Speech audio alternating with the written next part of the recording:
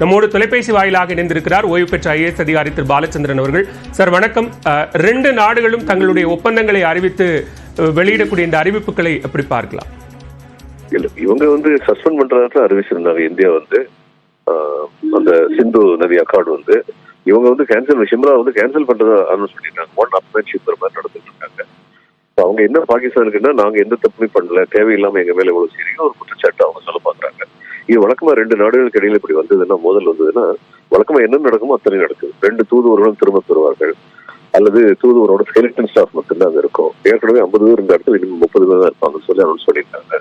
அடுத்து இந்த மாதிரி ரிட்டாலியேட்டரி மெஷர்ஸ் 2 பேருமே எடுப்பாங்க. அதுதான் இப்ப நடந்துட்டு இருக்கு. இதுல புதுசா ஒன்றும் இல்லை, இது வழக்கமா நடக்கக்கூடியது.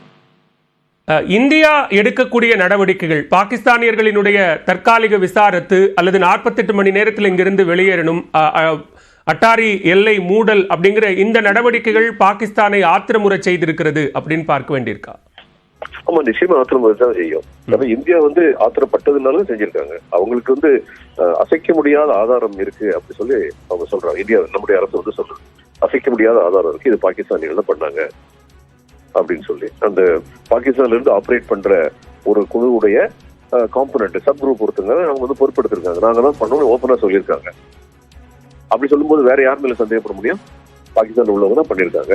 பாகிஸ்தான் எப்பயுமே எங்களுக்கு இது எந்த சம்மந்தம் இல்லைன்னா எப்பயுமே கதை விடுவாங்க. இந்த மும்பை அட்டாக் வந்தபோது என்ன சொன்னாங்க, ஒருத்தர் பிடிச்சி வச்சிருந்தோம், ஒருத்தரை தான் பிடிக்க முடியும், மற்ற எல்லாரும் ஷூட் அவுட்ல செத்து போயிட்டாங்க. அந்த பையனை பத்தி பாகிஸ்தான் என்ன சொன்னாங்க, இது ஸ்டேட்லெஸ் சிட்டிசன், எங்களுக்கு சம்மந்தமே இல்லைன்னா. ஆனா அந்த பையனுடைய அம்மா தன்னுடைய குழந்தை மரண தண்டனையில் இருக்கான உடனே யாரை பத்தியும் கவலைப்படாம பாகிஸ்தான் நேரம் தன்னுடைய பையனை பாக்குறதுக்கு வந்தாங்க. அது மூலம் பாகிஸ்தானுடைய இது பொய்மை வெளிப்பட்டுருச்சு. இந்த பையன் பாகிஸ்தானை சேர்ந்தவன் தான் அப்படிங்கிறது ரொம்ப கிளீனா தெரிஞ்சிருச்சு. எப்பயுமே அவங்க இது மாதிரி தான் பண்ணுவாங்க.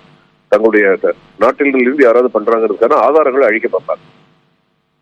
சட்டப்பூர்வமான ஒரு நதிநீர் ஒப்பந்தத்தை ரத்து செய்வது அல்லது தண்ணீரை நிறுத்துவது அப்படிங்கிறதே ஒரு போர் தொடுத்ததற்காக அறிகுறியாகத்தான் நாங்க பார்க்கிறோம் அப்படின்னு பாகிஸ்தான் வெளியுறவு அமைச்சகம் தெரிவித்திருக்கிறார்கள். எப்படி பார்க்கிறீங்க? ஆமா, அவங்க பாருங்க, அவங்க தங்கள் பக்கம் நியாயம் இருக்கிறது. இதை தண்ணி ஒப்பந்தத்தை நிப்பாட்டுறதுங்கிறது அங்க ரொம்ப பெரிய தாக்கத்தை ஏற்படுத்தும். விவசாய நிலத்தை விடுங்க, குடிநீர் கிடைக்காம போயிடும் அந்த ஜனங்களுக்கு.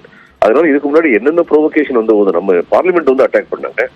அந்நேரம் நம்ம இந்த மாதிரி சீரியஸா நடவடிக்கை எடுக்கல. புல்வாமா இதுக்கப்புறம் நம்ம சொன்னோம், ஆனா செய்யல. ஆனா இப்படி தொடர்ந்து பண்ணிக்கிட்டே இருந்தாங்கன்னா இவங்க இந்தியா என்ன பண்ண முடியும்? யார் யாருக்கு என்னென்ன பலம் இருக்கோ அந்த பலத்தை பிரயோகப்படுத்துவாங்க.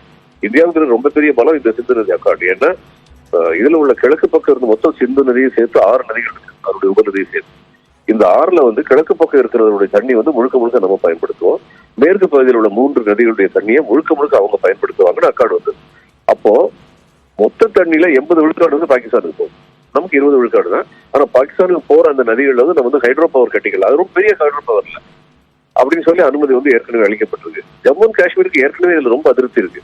எங்க மாநிலம் வழியா போற தண்ணியை நாங்க தொடக்கூடாதுங்கிறது என்ன நியாயம் அப்படின்னு அவங்க ஏற்கனவே பேசியிருக்காங்க. இதை ரிவ்யூ பண்ணணும்னு ரொம்ப நாளா பேச்சு நடந்துகிட்டு இருக்கு. இது இன்னைக்கு ஒரு கேட்டலிஸ்ட் ஆயிடுச்சு. இது மாதிரி இவங்க பண்ண உடனே இந்திய அரசு உடனடியாக இந்த நடவடிக்கையை எடுக்கணும்னு சொல்லி அனௌன்ஸ் பண்ணியிருக்காங்க. ஆனா இந்த நடவடிக்கை எடுத்தா உலக நாடுகள் இந்தியா எந்த அளவுக்கு ஆதரிக்குங்கிறத பார்க்கணும். ஏன்னா உலக நாடுகள் என்ன சொல்ல, சரி யாரோ ரோக்ஸ் பண்ணாங்க, அதுக்காக ஒண்ணும் தெரியாத அப்பாவிகள் ஜனங்களுக்கெல்லாம் குடிநீர் கொண்டு நீங்க தடுத்து நிப்பாட்டுறது நியாயமா அப்படின்னு மனிதாபிமான அடிப்படையில பல பேர் கேட்கறதுக்கான வாய்ப்பு இருக்கு. அதனாலதான் எக்ஸ்டர்னல் அஃபேர்ஸ் இன்னைக்கு எல்லா தூதர்களையும் கூப்பிட்டு அவங்ககிட்ட இதை விளக்குறதுக்கு என்ன உண்மையான சிச்சுவேஷன் அப்படின்னு விளக்கி சொல்றது கூப்பிட்டுருக்காங்க. மிக்க நன்றி திரு பாலச்சந்திரன். இணைப்பில் கருத்துக்களை பகிர்ந்து கொண்டமைக்கு நன்றி. பஹல்காம் விவகாரம் தற்போது 2 நாடுகளுக்கும் இடையே பரபரப்பு சூழலை உருவாக்கி இருக்கக்கூடிய நிலையில் டெல்லியில் உள்ள பாகிஸ்தான் தூதருக்கு சம்மன் வழங்கி இருக்கிறது. இது தொடர்பான கூடுதல் விவரங்களையும் நாம் செய்தியாக நேரலையில் பார்க்க இருக்கிறோம்.